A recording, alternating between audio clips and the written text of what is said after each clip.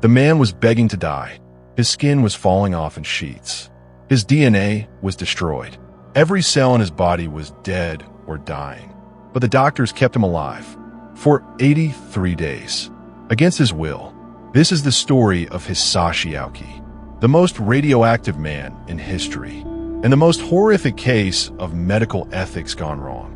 September 30th, 1999, Tokaimura, Japan, a small town 75 miles northeast of Tokyo. Hisashi Ouchi was 35 years old. He worked at a nuclear fuel processing plant. He had a wife. He had a young son. He was living a normal life. Until 10:35 a.m. that morning, the moment that turned him into something no longer human.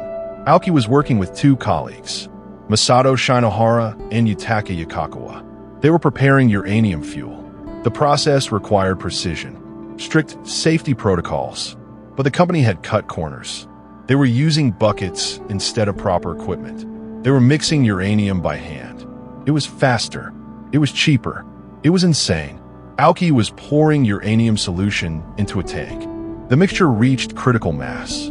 A blinding blue flash filled the room. The air crackled with energy. A nuclear chain reaction had begun. Right there in that room. Ouchi was standing directly over it. He absorbed 17 sieverts of radiation. To put that in perspective, 5 sieverts will kill you. 10 sieverts is considered unsurvivable. Ouchi received 17, the highest dose of radiation any human has ever survived. Even temporarily, the blue flash lasted only seconds. Then it was over. Ouchi was still standing. He could still walk. He could still talk. He didn't feel any pain. Not yet. His colleagues rushed him outside. They called for help. Ouchi was conscious, alert. He told the paramedics he felt fine, just a little nauseous. The paramedics didn't understand what they were looking at. A walking dead man. Radiation doesn't kill you instantly. Not like a bullet or a knife. It destroys you slowly, from the inside out. At the cellular level, radiation tears through your DNA. It shreds the instruction manual that tells your cells how to function, how to repair themselves, how to stay alive. When your DNA is gone, your cells can't regenerate. They just die, and you die with them, cell by cell, organ by organ. Ouchi arrived at the University of Tokyo Hospital. The doctors knew immediately this was bad. They had never seen radiation exposure like this. They put him in a special isolation room. They started treatment, blood transfusions, antibiotics, skin grafts. They were trying everything. But deep down they knew there was nothing they could do. The first symptoms appeared within hours. Ouchi's skin turned red, like a severe sunburn, but it kept getting worse. The redness turned to blisters. The blisters turned to open wounds. His skin started peeling off, not in small patches, in entire sheets, like wallpaper falling off a wall. Underneath was raw flesh, exposed muscle. His body was liquefying. His chromosome analysis came back. The results were impossible. His chromosomes were completely destroyed, shattered into fragments. The doctors had never seen anything like it. Normal human cells have 46 chromosomes. Ouchi's cells had none, not a single intact chromosome. His DNA was gone, completely erased. He was alive, but his cells couldn't regenerate. Every cell in his body was on a countdown to death. After 3 days, his white blood cell count dropped to 0. His immune system was gone. Any infection could kill him. The doctors kept him in a sterile room. They covered him in bandages, but the bandages stuck to his raw flesh. Every time they changed them, more skin came off. Ouchi screamed in agony. The pain was beyond description. His family visited him. His wife held his hand. His hand was wrapped in bandages. Underneath, the skin was black. Dead tissue, necrotic flesh. She tried to be strong. She tried to smile. But she knew, everyone knew, he wasn't going to make it. By day 7, Ouchi's intestinal lining was gone. His digestive system couldn't absorb nutrients. They had to feed him intravenously. Everything he ate came back up, mixed with blood. His body was rejecting everything. Food, water, medicine, life itself. The doctors tried skin grafts from his sister.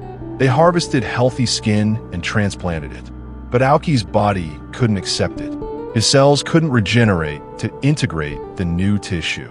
The grafts just died, turned black, fell off. They tried again and again. Every attempt failed. His body was beyond repair.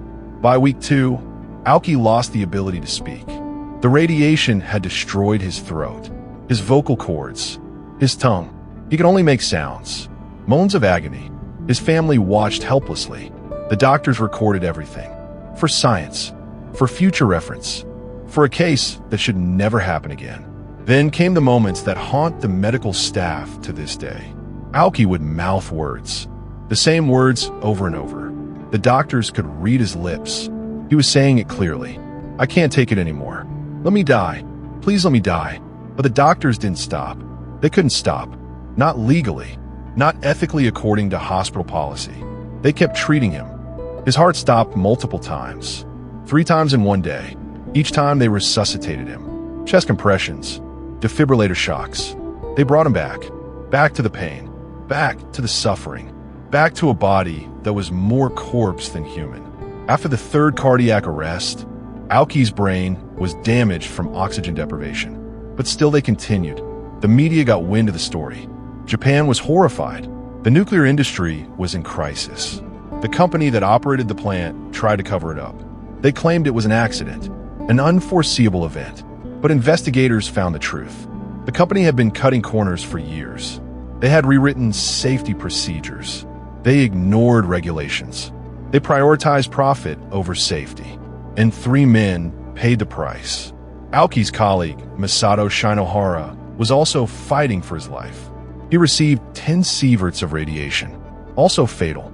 He survived 211 days before dying. The 3rd colleague, Yutaka Yakakawa, received 3 sieverts. He survived, but with permanent damage. But Ouchi had it worst. He was the closest to the reaction. He took the full force. By week 8, Ouchi was unrecognizable. His face was swollen beyond recognition. His eyes were sealed shut from fluid buildup. His skin was completely gone. His entire body was one massive open wound, covered in bandages that were changed every few hours. Each change was torture. The medical staff had nightmares. Some quit. They couldn't handle it anymore. His internal organs were failing one by one. His kidneys stopped working. Dialysis kept him alive. His liver was failing. His lungs were filling with fluid. They put him on a ventilator. His heart was barely functioning. They used drugs to keep it beating. Every system in his body was on life support. He was being kept alive by machines. Against his will, against nature, against mercy, the hospital brought in specialists from around the world. They tried experimental treatments, stem cell transplants, cutting-edge medications. Nothing worked. Nothing could work. You can't regenerate cells without DNA. You can't rebuild a body that's already dead. But they tried anyway. For 83 days they tried. On December 21st, 1999, Ouchi's heart stopped for the final time. This time they let him go. They didn't resuscitate. They finally granted his wish. Hisashi Ouchi was pronounced dead at 11:50 p.m. He had survived 83 days of unimaginable agony. 83 days of begging to die. 83 days of being kept alive for reasons that still spark debate. The autopsy revealed the full horror. Every organ was destroyed. His lungs looked like they had been through a fire. His heart tissue was dead. His brain showed severe damage. His bones were brittle and weak. The radiation had destroyed him from the inside out. He had been dead for weeks. His body just didn't know it yet. The question that haunts this case is simple. Why? Why keep him alive? The doctors knew he couldn't survive. The family knew he was suffering. Ouchi himself begged to die. So why continue? Some say it was for research, to learn about radiation exposure, to gather data for future incidents. Others say it was hospital policy. They couldn't just let a patient die. Not actively, not legally, but many believe it was something darker. Pride. The doctors didn't want to admit defeat. The hospital didn't want to admit they couldn't save him. The nuclear industry didn't want to admit the accident was fatal. So they kept him alive. A living experiment. A cautionary tale in the making. A man who suffered so others could learn. Japan changed after Tokaimura. Nuclear safety regulations were overhauled. The company was prosecuted. Executives went to prison. The facility was shut down. But it was too late for Aoki. Too late for Shinohara. Too late for the families destroyed by corporate negligence. The medical staff who treated Aoki still carry the trauma. Many developed PTSD. They have nightmares of his screams, his pleading eyes, the smell of his decaying flesh. Some left medicine entirely. They couldn't reconcile what they did.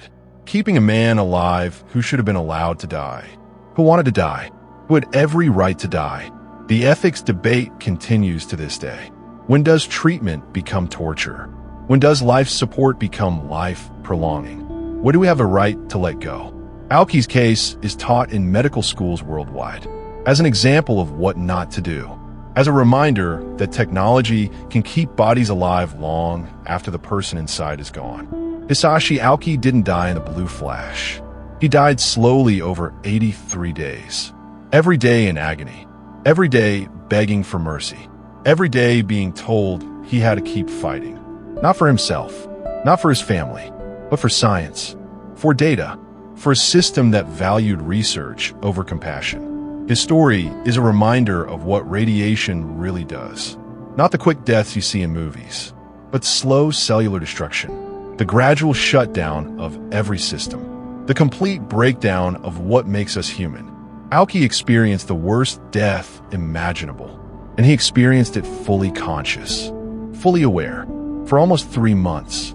The Tokaimura accident killed 3 people, but only 2 died from radiation. The third was killed by a system that couldn't let go, that wouldn't let go, a system that valued data over dignity, research over rest, life at any cost over mercy. Today, a memorial stands near the Tokaimura facility. It remembers Aoki and Shinohara. It warns future generations about the dangers of cutting corners, about prioritizing profit over safety, about what happens when humans play with forces they don't fully understand, and what happens when medicine forgets that sometimes the kindest thing you can do is let someone go. Hisashi Ouchi was kept alive for 83 days, but he died the moment that blue flash filled the room. Everything after was just a slow acknowledgement of that fact. A 83-day goodbye that should have lasted minutes. The most radioactive man in history, and the man who suffered the most unnecessarily prolonged death in medical history.